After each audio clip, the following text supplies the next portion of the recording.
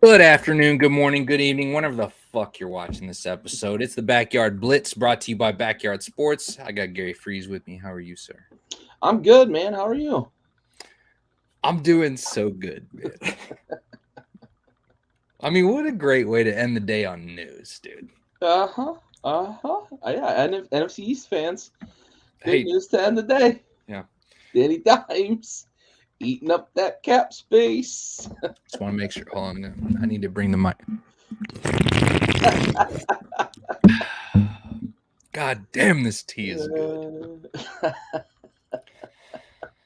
Yeah, great news.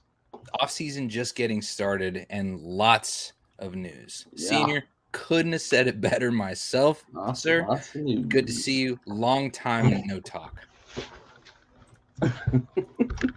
Anyways, um, all right. There is a lot to talk about, surprisingly. We are very fresh into the off season. Combines going on. Combine Um, last week, yeah. and forgive me for not knowing the guy's name. I watched a clip real quick as I was in between meetings of guy blows out his ACL, gets on the bench, pumps out 28. Excuse me. Yeah, that's tough to get injured too at the combine, but unfortunately, Yeah. it was a pretty highly touted prospect to offensive line prospect Andrew Voorhees, um, but he bumped out a bunch of reps and ACL, and someone's going to draft him, but um, I don't know.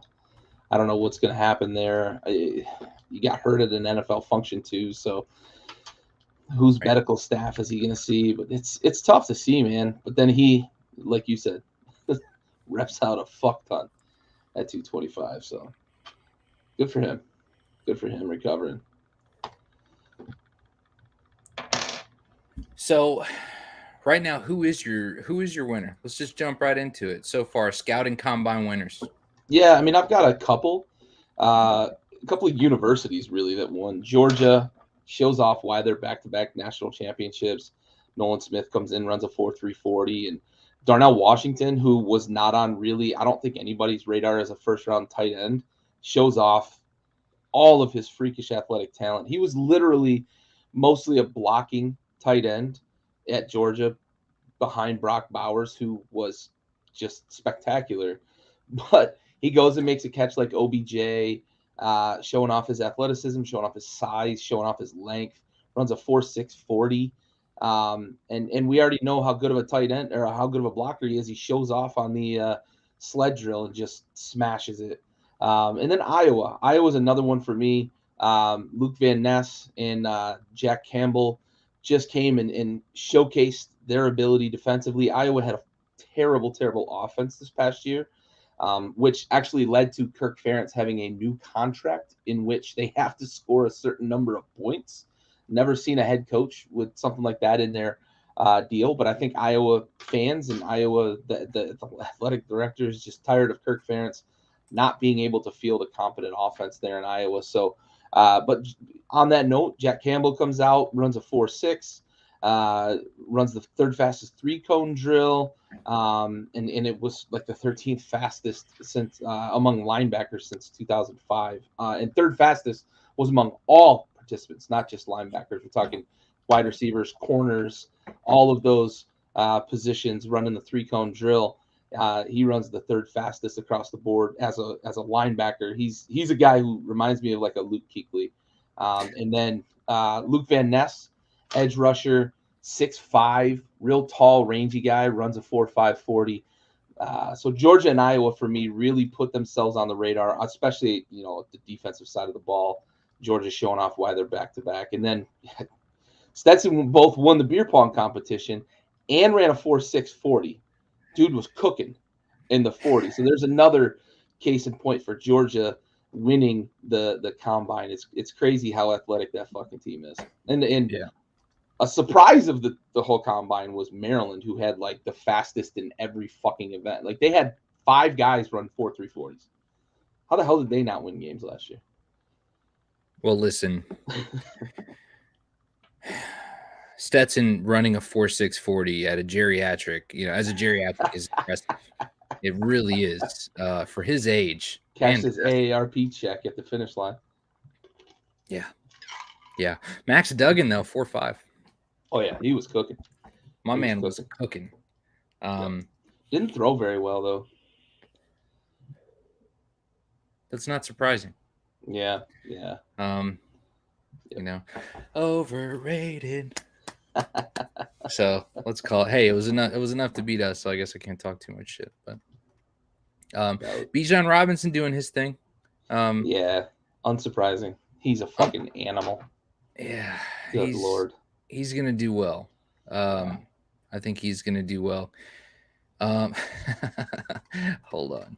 There was one guy in particular here that I wanted to look at who's an absolute monster. 40-yard time for like a 280-pound man is unbelievable. Yeah. Oh, yeah. Who is it? God damn it. Why can't I remember his name? I'm looking at it. Oh, yeah. Come on. Where are you? He was the defensive tackle for Pittsburgh. It's Kaliki. Yes. Now I got to look it up because I don't remember how to pronounce it. It's going to bother me. Yeah. Well, there's two notables for me. Kalijah Cansey. Yes. Yeah. Thank you. Yeah. Absolute beast of a human being. Yeah. A lot of measurables like Aaron Donald. So NFL GMs, if you're out there paying the fucking attention, he measures a lot of the same way that Aaron Donald did. Darnell Washington's 264 pounds and ran a 4.6. Ran a 4.640. Yeah. That dude is he's 6'6.5". Athletic. Incredibly athletic. Yeah. Yeah. He feels like a can't miss tight end. Honestly, he feels like he can't miss tight end. I mean, I don't know exactly. I'm going to look it up just because I'm curious, but I don't. What are the stats on Travis Kelce? What's his height and weight? I think he's like 6'3", 6'4", 230? Probably 240. Yeah. 6'5", 250. He is 6'5". I didn't think he was quite that tall. 6'5", 250. So this is... Yeah, imagine that, Dad. Whew. Jeez, man. Yeah. 6'5", 250. Bigger, faster. And a better blocker. Already. Oh, my God. Yeah. Much better blocker. He's going to be an animal. And he's got hands. I mean, for me, that's the guy there's plenty of that ball he went up and snatched was above an NBA rim. And he snatched it with one hand from a standstill. It was unbelievable. Unbelievable catch. Yeah. Absolutely unbelievable. On to the next one. Well, can't talk about winners without talking about losers. Someone's got to win and someone's got to lose. Yes. So, who do you have as your biggest loser? So I've got two here, and I take it back. I have three here. I'm gonna save my favorite one to shit on for last. I wish Stove was here to help me shit on him.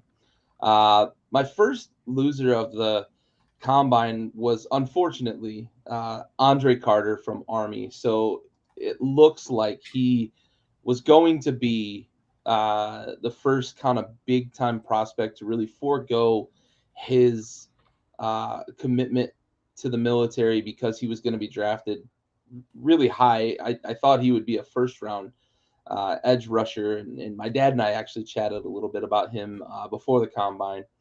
And he went out and didn't perform really well at the combine. So I don't know how far he's going to fall, but I do know that the military is pretty stiff in terms of allowing guys to forego their commitment. So if he does slide in the draft and teams start to realize in the second, third, fourth round that, well, we might have to deal with the Army not allowing us to bring him in, he may slide even farther. So really unfortunate for him. Hopefully pro day maybe he just wasn't feeling really good or something along those lines, and he could kind of show off that athleticism that made him a possible first round talent. Another loser for me is Bryce Young, and I know he kind of sat out and was gonna wait till his pro day where he's got a more controlled environment, but he came in and measured way smaller than they were trying to sell, right? They listed him at 6 foot, 205 at Bama. He comes into the combine and measures at 5'10", and they're giving him the eighth, so 5'10" and an eighth. Dude, did you see And the fucking 195. shoes he checked in with?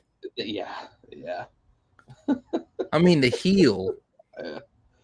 He was trying to look imposing before he got up there to measure, and that's a big loss for me, and I think it's going to scare some teams away. So I'm almost convinced that he's not going to go, because look at it this way, right? The last few guys we've seen that were small that went number 1 overall, Kyler Murray, who's freakishly athletic, freakishly quick, freakishly elusive. Baker Mayfield, who has the second highest velocity ever at the combine behind Josh Allen, who is very athletic, very elusive, showed it off in college, right? Bryce Young is not that.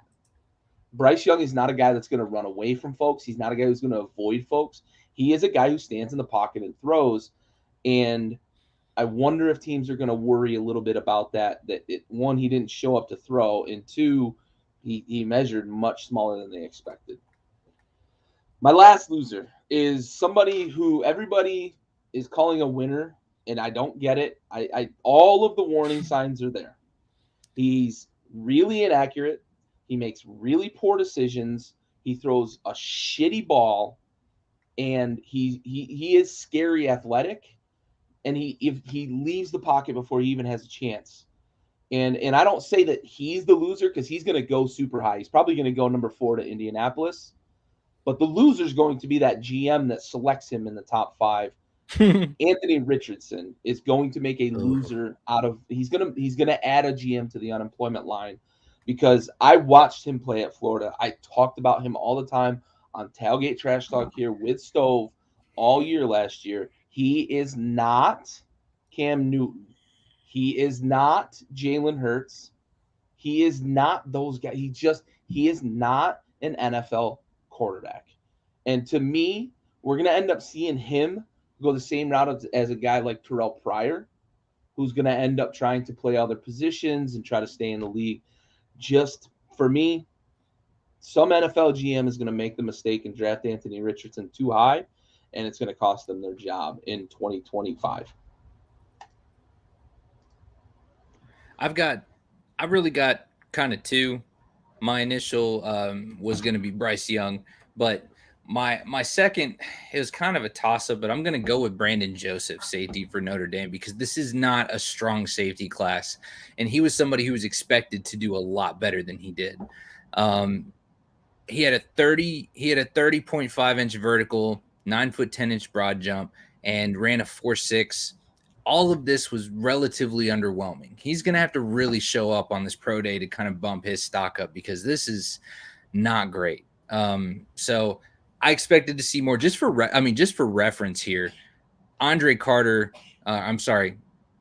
Washington had it was Andre Carter. Yeah. Oh my God. Yeah. They had the same 40. Yeah. Crazy. And he's got 100 pounds on that guy. Mm-hmm. He's got, he's at least got 60 pounds on him. Yeah. So it doesn't make any sense. You've got to be quick, especially in this type of environment that we're looking at with the Joe Burrows, and you're having to compete against people like Justin Jefferson, and D-Hop's on his way out. So let's look at the future. We're looking at Jamar Chase. We're looking at Justin Jefferson. We're looking at all these people. You need to be able to keep up with those folks, and you're not going to do it running a 4.6. Yeah, he had a rough day for sure. So, onward. Start talking some off-season news here. Hey, Ron. Jets brass fly to California to chat with Rodgers post-Darkness retreat. Will he be a Jet next year? I mean, I feel like the answer to this is no. What are your thoughts? I'm honestly going to say yes, and I think Mike might be out there watching. He's a Jets fan. I've been kind of chatting with him all day. And when about a week ago, he had asked me like what I thought the chances were that Rodgers gets traded to the Jets, and I told him I'm about 10%. I think Aaron loves the offseason drama. He loves the attention, but ultimately he's going to play with Green Bay. Now today, we get this news, and it really shifted my thought process because it just feels like maybe they've come to terms with the fact that it is time to just mutually separate, let the Packers get what they can get out of him in terms of draft compensation, and move on. You don't let another team actually talk to him unless there's some smoke there, right? In terms of letting him go. And Aaron, you're absolutely right, right? 100%. Not worth the headache for me. But honestly, if I'm the Jets, like I get it because I do feel like, and I've said this when we talked previously about the Jets, they are the one team in the league, the only team in the league that I can legitimately say I feel like they're a quarterback away. And despite all Rodgers' drama, all the headaches, all that nonsense, he's still one of, if not the most talented, right, from just a talent perspective, quarterback in the NFL. And if it gets you a Super Bowl, is it worth the drama? I think Jets fans would say yes. I think most fan bases would say yes, right? With very few exceptions. Chiefs, maybe. Patriots, maybe, because they've had long runs of sustained success. But Right. most fan bases would say yes if it got him a Super Bowl. So I think he's going to be a Jet next year. I may be wrong because this might just be him again looking for attention and getting the team to fly out to California and say, hey, look at me, look how desirable I am, but I'm still going to go back to Green Bay and play.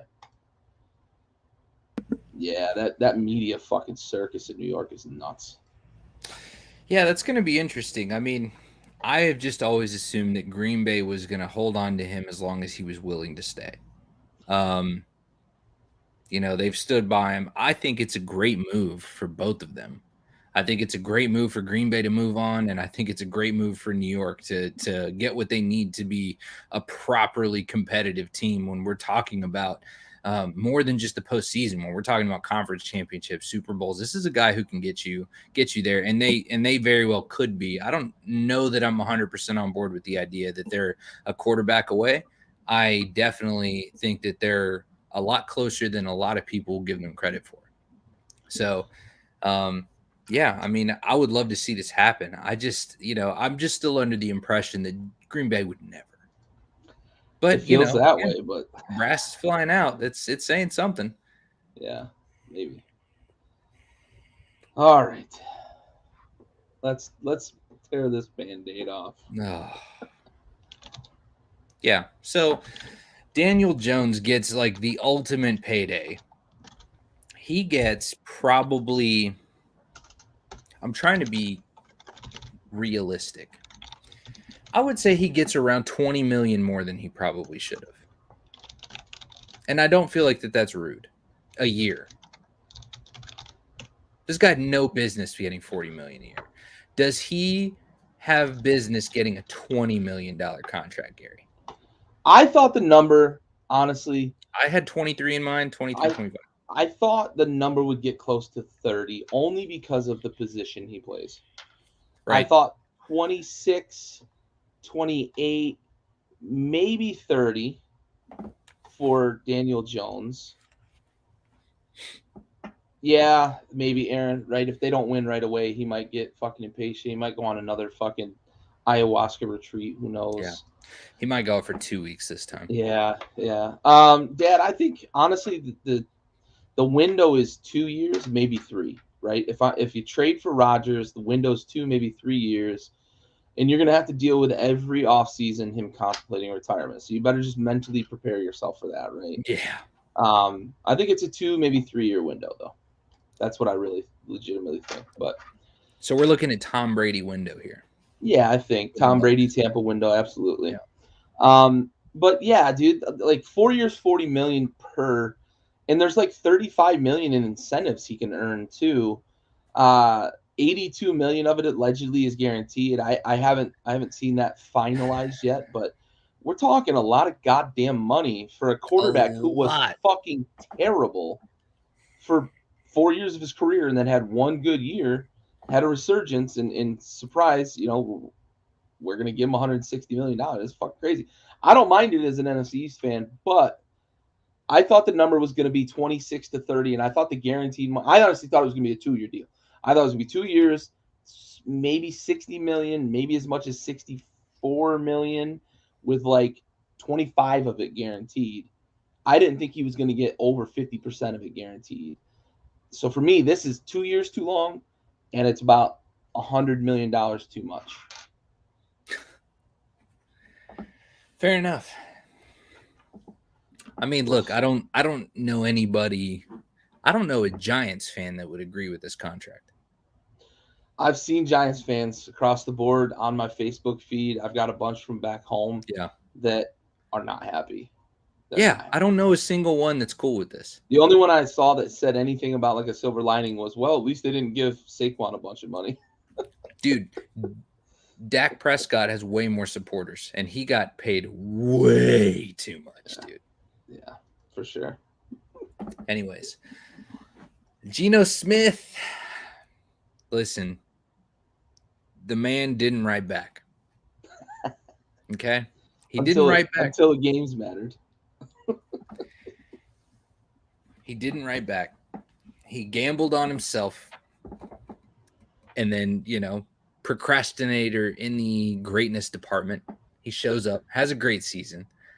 105 milli. And this is the epitome of a career revival. I mean, this is fantastic for him. Yeah. Oh, yeah. I think we're going to have to get to that point where quarterbacks just make a flat rate, or I don't know, whatever you're willing to pay them, and it doesn't count against your cap, and you can go. I think that's when we're going to start to see the NFL get really deep. We're going to see a lot of teams that can compete because they're going to have room to just go out and get a bunch of guys and keep a bunch of guys if they don't have to dedicate half their fucking salary cap to one guy. I think the way to keep it equally as competitive and not have to drive the pricing up is to have the own quarterback salary cap. Dyslexia is a real thing, apparently. And then from there, you have to lower the general cap. Oh, sure. To accommodate for it. But I mean, it is nice to not. It would be nice to see what the Packers could have done if they didn't have Aaron Rodgers draining that salary out of their cap space. Yeah. Or what we're going to see from Pat Mahomes in a few years and the Chiefs. Yeah, we're seeing it this offseason. It's only going to get worse. They're likely to lose Orlando Brown. They're losing Frank Clark. It's starting to get to that point. And we talked about it when he signed it, that there was going to come a time that they were going to have to pay the piper. And Kelsey, Jones, those guys that are vital, they already lost Tyreek Hill. I know they were fine this year, but they're losing talent as they go. They're really going to be reliant on Patrick Mahomes here. He's going to have to carry the team more so than he's ever been asked to. So, yeah, this quarterback salary eating into the cap is a problem. Yeah. I hope that Pat is as cerebral as he needs to be about his team, like situational awareness, to be able to be willing to restructure his deal. Maybe if it's increasing the guaranteed money up front, and maybe restructuring the longevity, the longer term money to try to create that cap space. Something's got to give there. And it's going to have to happen. I mean, and I would imagine they're not going to be able to go past the next season or two without having to restructure that deal. Yeah. I think Geno's deal felt right about where I thought the Seahawks were going to get him. They're a team that's very young around him, but they did really, really well. Yeah, Aaron, I've it's going to create way too much volatility, man. Yeah, I've proposed that for a long time, that like if there was ever a team that had the balls to do it, every 4 years you could literally draft. Say you just draft one quarterback every year, right? Whether it's in the first round or the fucking 7th round.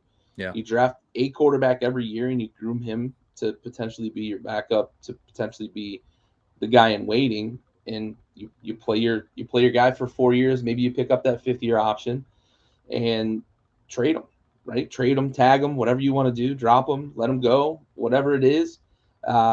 you can certainly rinse and repeat on that. I think that we're going to get to a point where there's going to be a team that's willing to do that. I know it's hard to let go of a guy that becomes the face of your franchise, but I think we're going to see somebody. I always thought like maybe a Bill Belichick could be a guy to do that after Brady retired, something like that. But I don't know. Kind of a safe route.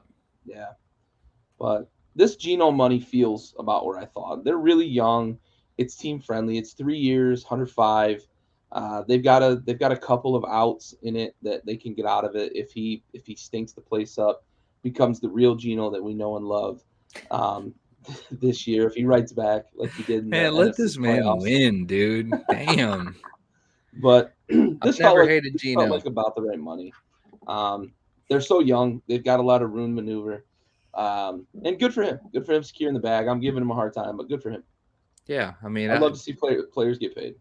I had to deal with him in the Big 12. Never once hated him. Just always, I respected the craft. And then, I mean, look, the man stunk for a while, and this last year was incredible for him. It was great to watch. It really was. And not just, I mean, look, the icing, the cherry on top, rather, was that he happened to do it better than Russell Wilson, right? Yeah, so that makes it so much better. That's the one for me. That's what does it for me. Well, Russ won fucking 3 games last year. Yeah. Geno got into the playoffs. Yeah. They should have competed for Russell's contract. That's where I'm at with it. On to the next. We got one mailbag question this week. In the bag, Gary Free Sr. asks, how are the Saints going to be with Derek Carr under center? Well, with Derek Carr under center, I think that you're going to have a better semblance of structure. You're going to probably have some consistency because regardless of what we were seeing in Vegas, Derek Carr is capable of being consistent. He needs the right coaching staff. He does need some. He had talent in Vegas. I think that the relationship in Vegas for him became tumultuous. It's a tough fan base to play for. And I think that New Orleans is going to be a much better fit for him offensive wise. They got a good young core on offense. We'll see what happens with Kamara. He's still got that kind of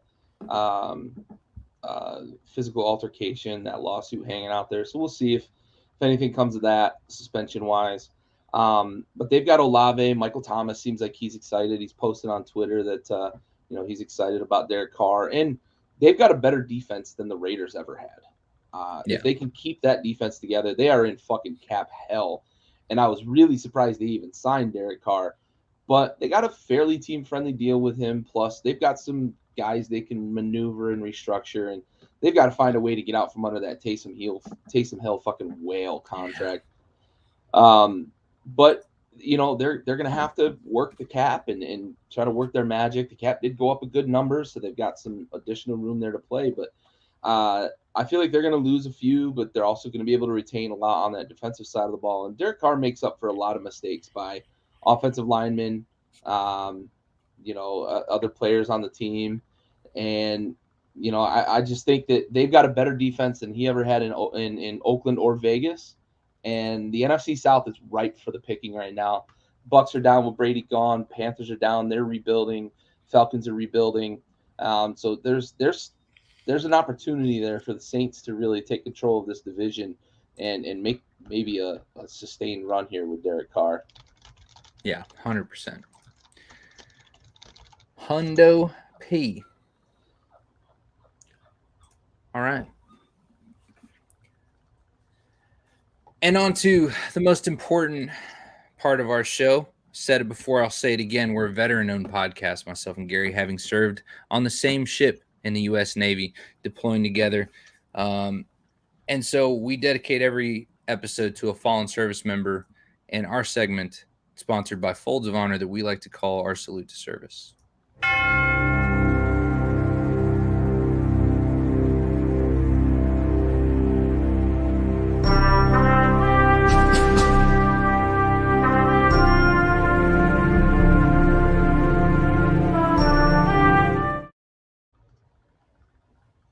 This episode's going to be dedicated to Marine Captain Aaron J. Contreras, who passed away March 30th, 2003, serving during Operation Iraqi Freedom.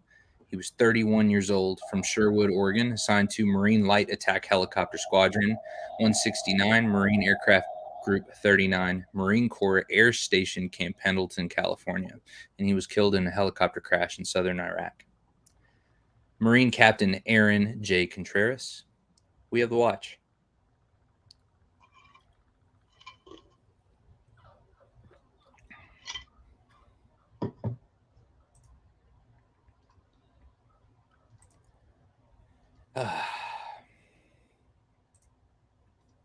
And onward.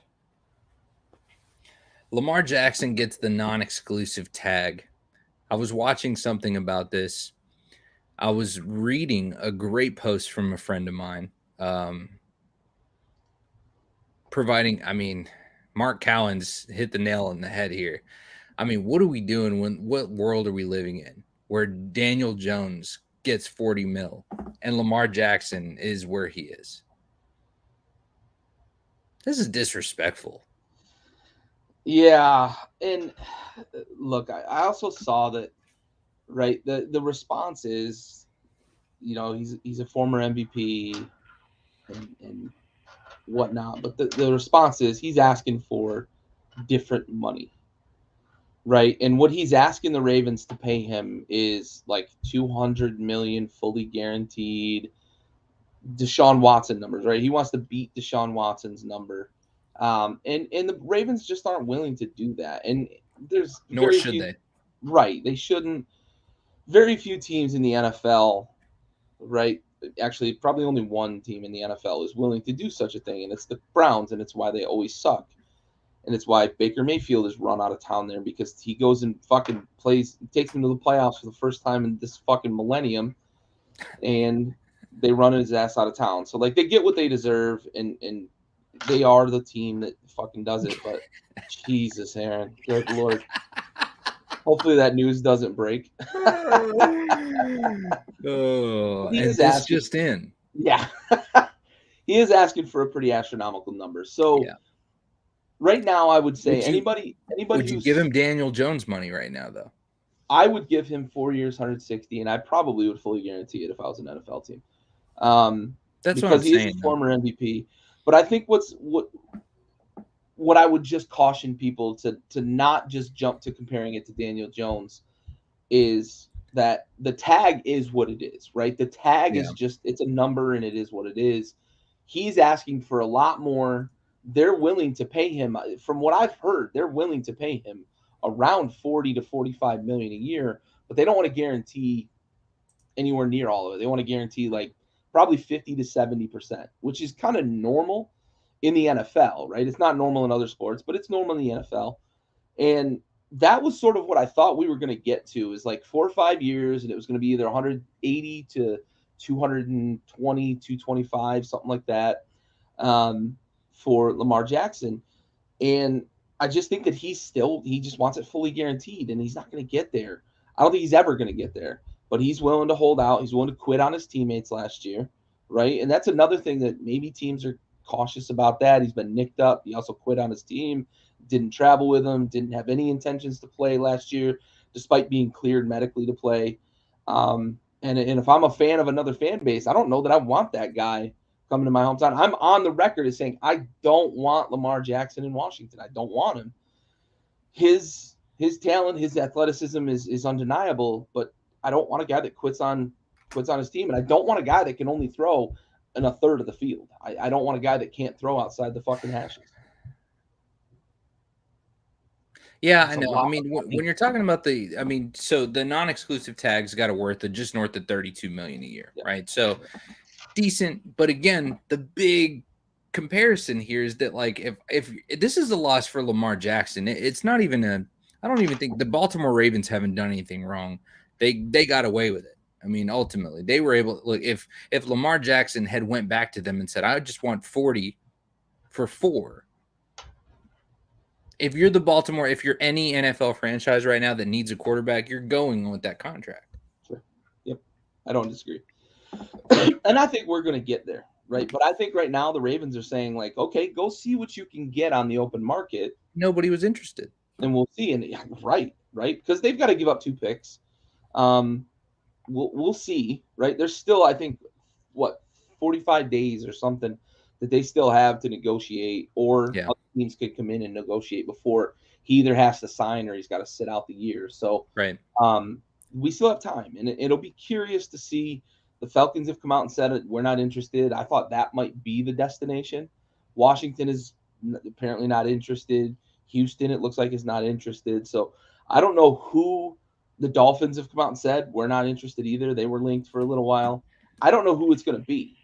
So I almost think that like this is like you put it. This I think in the end is going to turn out to be a loss for Lamar because he's going to lose Yeah. a lot of leverage in negotiation because the Ravens are going to be able to say to him, no other team was willing to give you the money, but they've got the luxury of, by the way, if a team comes in and signs him and takes him, they've got to give up 2 first-round picks. Yeah. Which is probably a big part of why teams are not interested.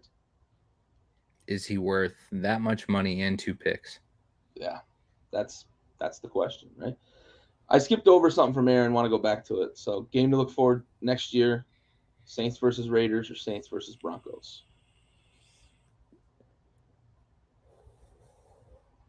Are you saying it's just going to be the sleeper? Like it's going to be the best game of the season next year? Well, it would be Derek Carr going back and playing the Raiders, and then I think there's the intrigue, of course, of Russ and Yeah, the Sean rivalry there with and Sean Payton, right? Sean Payton returning against his old team, Carr returning against his old team, Russ, of course, looking like a smashed bag of assholes last year. Can Sean Payton fix him? I think it's Saints versus Raiders. I always think it's like players. Players is a bigger deal to me playing against their former team that they were a part of for the longest time. Coaches, I get it, right? And Sean Payton was there forever. But for me, give me the player going back to play his old team versus the coach coaching against his old team. Yeah. Yeah. And what are you looking forward to more? Saints Raiders or Saints Broncos? Let us know. It fucking better not be Saints Broncos. Like it really, I mean, Aaron's Broncos. It can't be, dude. Can't be. I won't hear that. Other big names getting tagged: Saquon, Tony Pollard, Josh Jacobs, Darren Payne, all get non-exclusive tags. Look, I think we kind of knew that this was going to look. Josh, all of these guys were up for big paydays. Tony Pollard, Josh Jacobs, Saquon. I mean, these guys were going to get paydays. And it was the smart move for their organizations to be able to keep control and, all of these. I mean, Josh Jacobs, the best running back in football last season. Tony Pollard, breakout season, really kind of officially outshining Ezekiel Elliott, and Saquon doing magical things with a magical coach and a high-paid now quarterback. So it is interesting to and not to shit on Darren Payne, but that's those are the names that I expected. You're right, and I think Payne's going to get signed. Washington's already said, Ron's already said, we're going to get it worked out, but they non-exclusive tagged him. I think it was another one of those, like I just mentioned a moment ago with Lamar. It was Washington opening the door. What are you going to get on the free market? Are there teams willing to come in, make you an offer? We'll match it and keep you. Because I don't want those 2 first-round picks, right? I want Daron Payne on the fucking team because he's one of the 5 best interior linemen in football. And, by the way, he plays next to another one of the 5 best, or maybe 10. We'll go 10. Both of them are top 10. Yeah. Interior defensive linemen in the league, and we have them on the same team. We need to keep them together. So absolutely. But you're right? The running back. And I think the big thing to take away from this is what's the common theme here with Saquon, Tony Pollard, and Josh Jacobs? It's the position they play. And we talk a lot about the career longevity or the lack thereof for the running back position. And this is 3 teams saying like, okay, we'll put a tag on you. I'll pay you $10 million this year. I don't know that I want to give you long-term 4 years, $60 million, something along those lines that these guys might demand with a long-term deal. But if another team's willing to pay that, the position the value of the position is such that these teams are probably willing to say, if somebody is willing to come in and give you money and give us 2 first-round picks, they can have you. Thank you for your service. We'll take those 2 first-round picks, because the running back position, value-wise, just isn't there. And I don't suspect any team's going to come in and scoop up any of these 3 guys. I think all 3 guys are going to stay with their current teams this year, just because of that cost, right? The cost of the picks. That is such an interesting kind of perspective on the stock market with running backs right now, is that it can't be full committal. Right. Saquon's already been injured. Yep. Seriously injured. Yep. Yeah. I mean, it's just, you can't invest in players like that, and it's tough. And it's tough because they deserve it and they can win you championships. Pollard's coming off an unfortunate injury, and the one question mark for him has always been durability. And we'll see. Yep. I don't think, I mean, he'll be completely fine by the preseason. Sure. Fortunately, it wasn't anything serious like an ACL.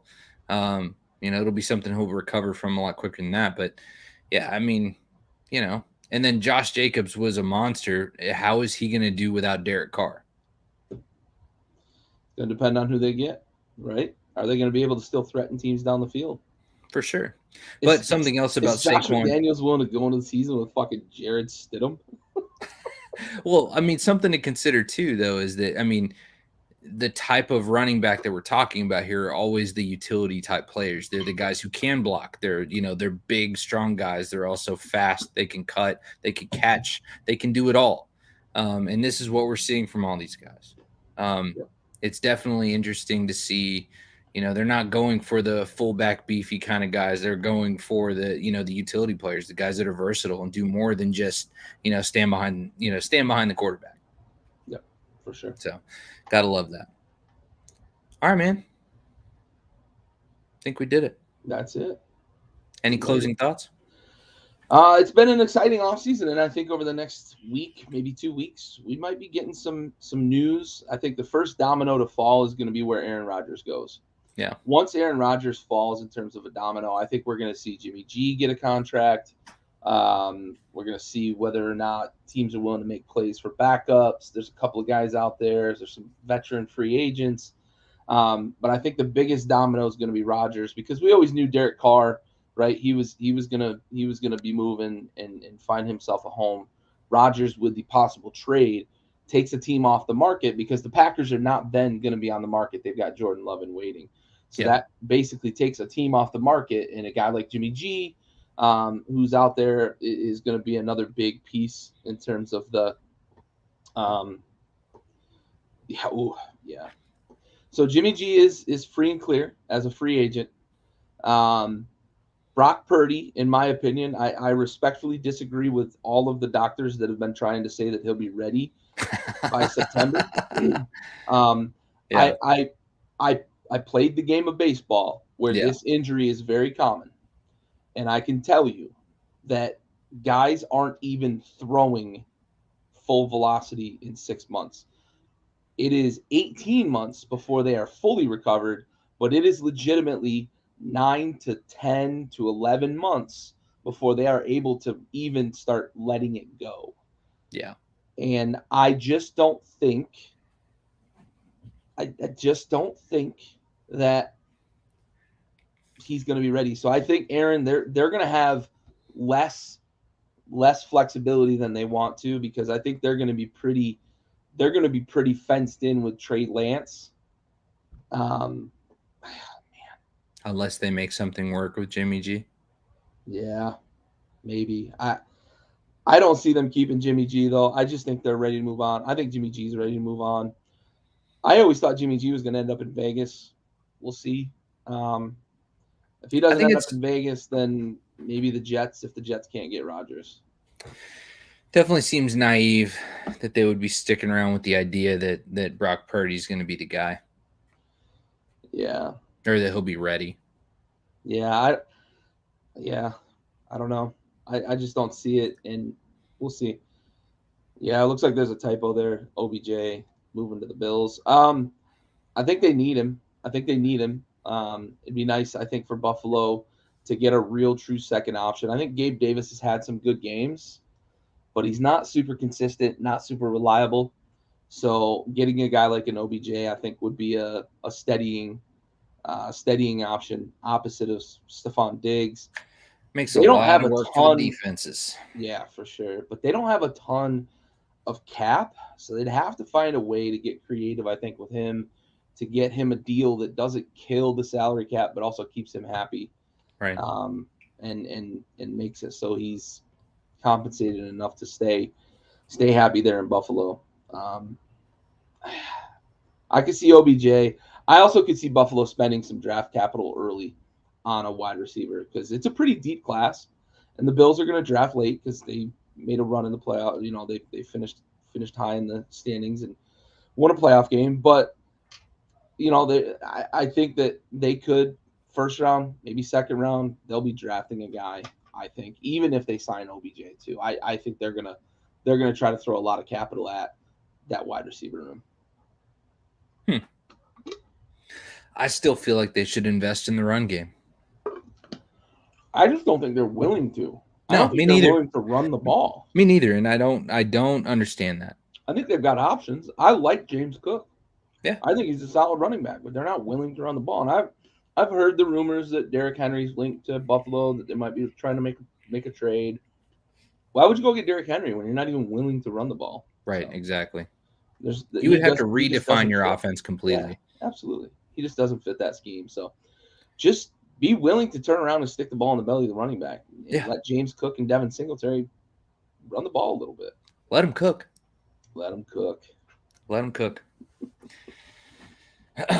Well said, sir. Yeah, nice try, Aaron. Nice try. Come on. It's not happening. Come on. That's what we need is another attitude in a wide receiver. Yeah, right. Fuck's sake. Yeah, you'd be your new Des Bryant. Be my next TO. Yeah, TO. Yeah, quarterback. My quarterback. Fucking unreal. Anyways, all right. Any closing thoughts, Gary? Just excited to see what the next couple of weeks bring. Might not do a show next week, depending on if there's some big news that breaks. We'll jump on, or I'll jump on. I know you got some plans next week, so if something big breaks, we'll have a show for you next week. If we don't get the big news, then we'll see you in 2 weeks.